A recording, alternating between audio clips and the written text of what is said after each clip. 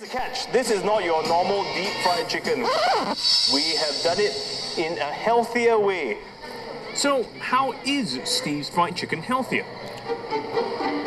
By replacing salt and MSG with local spices like chili powder, cumin, and smoked paprika, we dropped sodium levels by 54%. We used an air fryer instead of a deep fryer, with just 1.5 tablespoons of oil. And by replacing the palm oil with extra light olive oil, saturated fat levels dropped by 37%.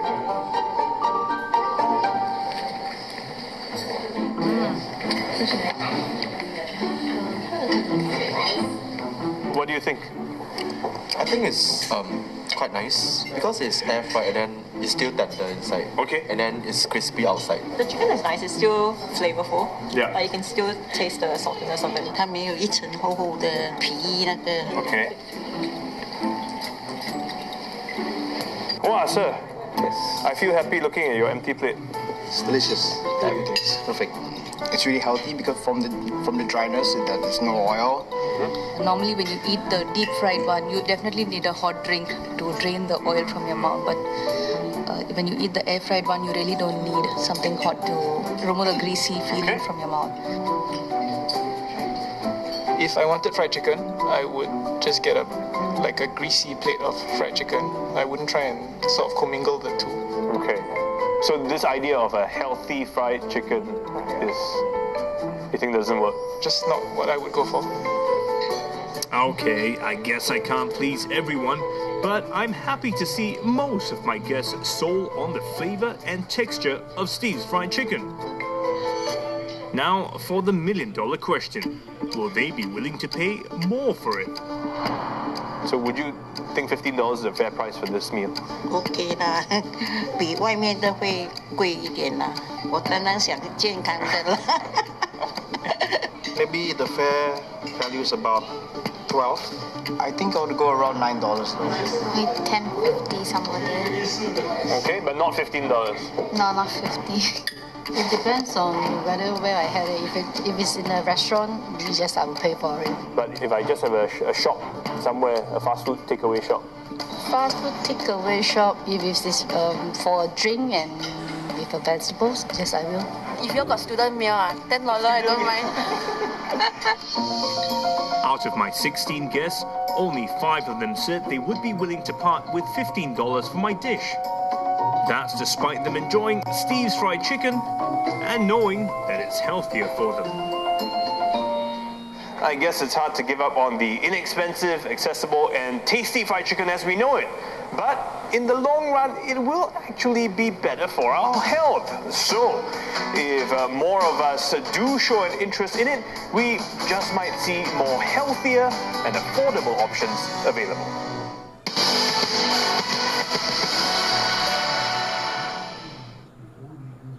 An investigation into the unseen costs of the pandemic.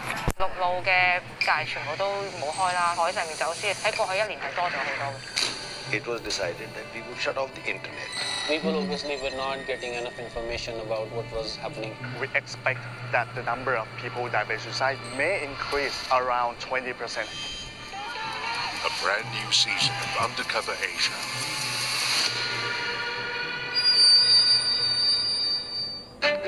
Bhinneka Tunggal Ika, or Unity in Diversity, Indonesia's national motto.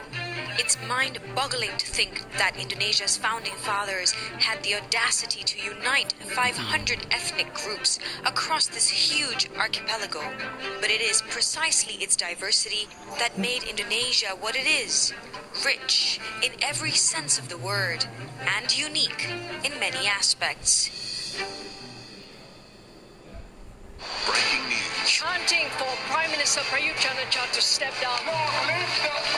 We will see sporadic protests flare up from time and time again. Key developments. 37 ASEAN Summit. Live events. Analysis and perspectives. We will really be seeing vaccines soon. Imports, which were expected to grow slightly, contracted 2.1%. News that matters. Asia Now, daily. On CNA.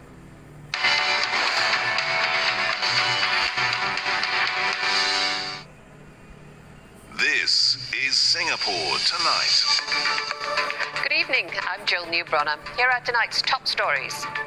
A movement to encourage Singaporeans to keep their estates clean could be a monthly affair by next year. The sharing economy gains traction. More share office and shop space as the pandemic takes a toll on the bottom line. And reducing the spread of COVID-19, a study reveals a type of antiseptic throat spray could do the job.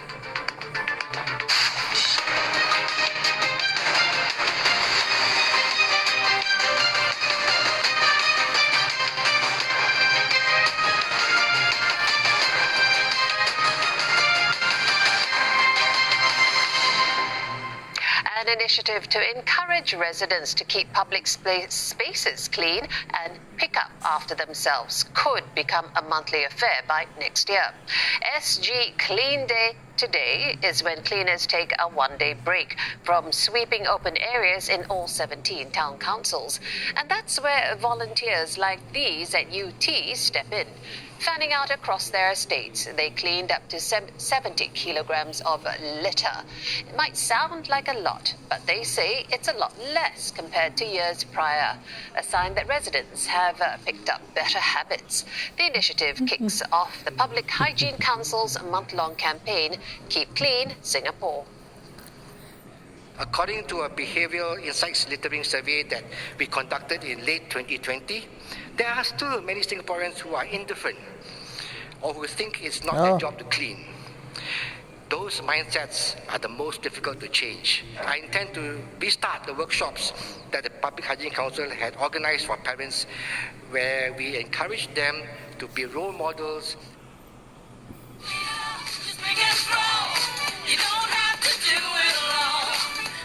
The campaign will culminate in a neighborhood cleanup event involving up to 1,000 volunteers in groups of 8. The council is also taking over the SG Clean Quality Mark certification. In the past year or so, 30,000 places have been certified by the National Environment Agency. And as we have learned from this COVID-19 pandemic, the first line of defense is cleanliness. Is hygiene at our public spaces. This is so essential for each and every one of us to take up this responsibility, because we have to also keep our cleaners safe.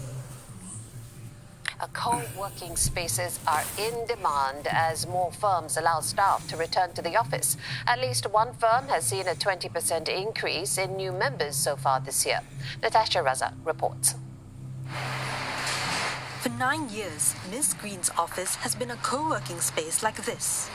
It gives her small human resource firm of 16 staff the option to tweak headcount more easily and decide who gets to work from home. Recently, we've taken on some large-scale government project focused on upskilling Singaporeans and getting them back into work. For that, we've had to bring people in on a contract basis, so it meant that, if we had our own office space, then maybe it wouldn't be worth us moving to a bigger office. But with the flexibility, it allows us to have everybody in the office together to collaborate. Short leases and the flexibility to relocate quickly have become more appealing for many firms in Singapore emerging from pandemic work arrangements. At WeWork, 20% more firms moved in over the last few months. Demand from large companies, previously from office buildings, also went up by a third the past year. This means that big boys such as travel platform Klook now occupy 3/5 of WeWork's spaces. The co-working space also says it'll open another site next year. At the same time, landlords are catching on fast. Some are turning part of their buildings into co-working areas without leasing to an operator. This space is bigger than 8 5-room flats and houses about 30 companies. It's created by the building's owner, Mapletree, a real estate firm, which says the concept lets it offer tenants more options directly. The reason why we venture into the co-working business is very much because it complements our existing leasing business. So it acts as an amenity for our tenants, and at the same time it value adds to the building. Market watchers say as more firms grow and look for such spaces, the surge could bring up rentals across the board. This year, rental levels will start to increase again, especially during the second half of the year. However, that is not only because of the expansion of co-working operators. So that's also on the back of GDP growth, a tech sector that is still expanding, but also general kind of increase in business activity. Growth of new co-working spaces